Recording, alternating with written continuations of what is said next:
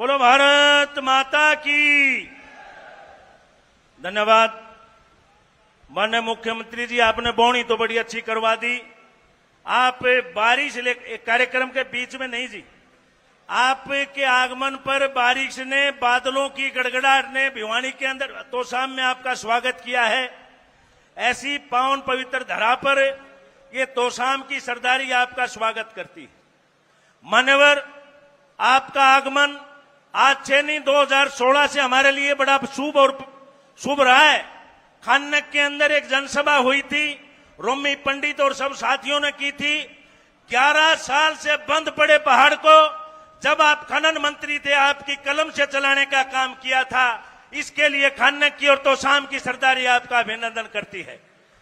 पिछली बार जब आए तो आप यहां से प्रदेश अध्यक्ष के तौर पर आए और वहां जाकर के मुख्यमंत्री बने। ऐसी भिवानी की तोशाम की धरती आपके लिए लाभ जो है शुभकारी है। और आज जब आए हैं तीसरी बार हरियाणा प्रदेश के अंदर भारतीय जनता पार्टी की सरकार बनेगी और माननीय नायब सिंह सैनी जी हरियाणा प्रदेश के मुख्यमंत्री बनेंगे, ये बात भी हम दावे के साथ कह सकते हैं। मान्यवर, आपका अभिनंदन।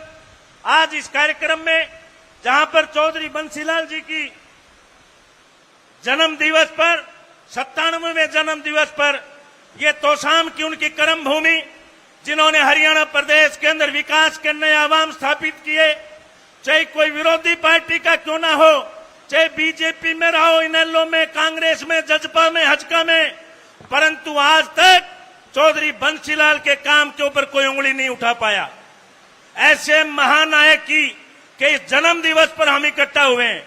ज्यादा देर नहीं लूंगा, 2-4 बातें। मैडम जी बैठी हैं यहां पर, श्रुति जी बैठी हैं, शशि परमार जी जिन्होंने पिछला चुनाव लड़ा, मेरे आदरणीय बड़े भाई जवाहर सैनी जी आए, राम प्रताप जी बैठे हैं। सभी मंचासीन नेताओं का मैं स्वागत करता हूं।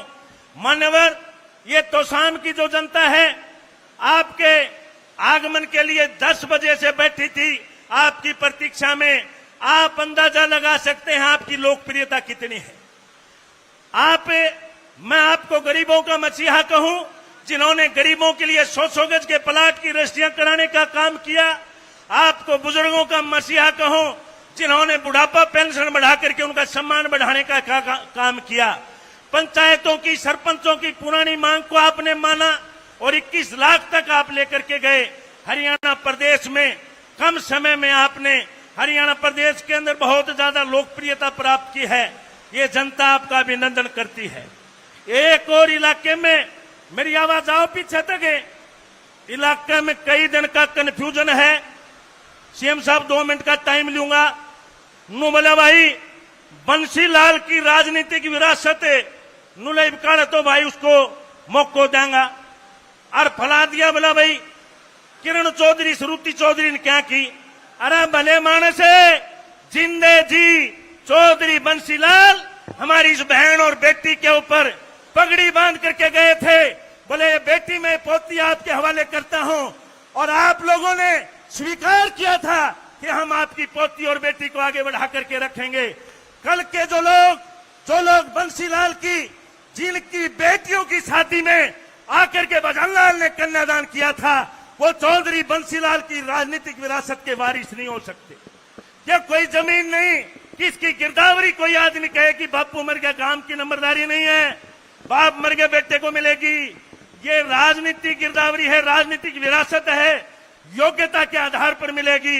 मैं एक बात और निवेदन करता हूं, पार्टी तय करेगी टिकट किसको मिलेगी, कौन चुनाव लड़े, परंतु सीएम साहब एक बात मैं दावे से कहता हूं, मैडम नाराज मत होना, आप जितने चुनाव से जीती हो, अगर पार्टी ने श्रुति चौधरी को मौका दिया, आपसे 3 गुना वोटों से ज्यादा जनता जिताने का काम करेगी।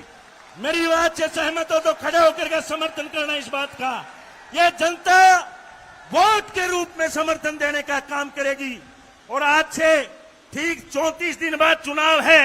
एक एक भाई, एक एक बहन, काका ताऊ, भाई भतीजा जाकर के गांव में लग जाओ और उन लोगों को बता दो बंसीलाल की पोती और चौधरी सुरेंद्र सिंह की बेटी और ग्राउंड में आ गई है। और जिस भाई के बहमो निकाल लेना, ये जनता अपने आप बता देगी। बहुत बहुत आभार, बहुत बहुत धन्यवाद।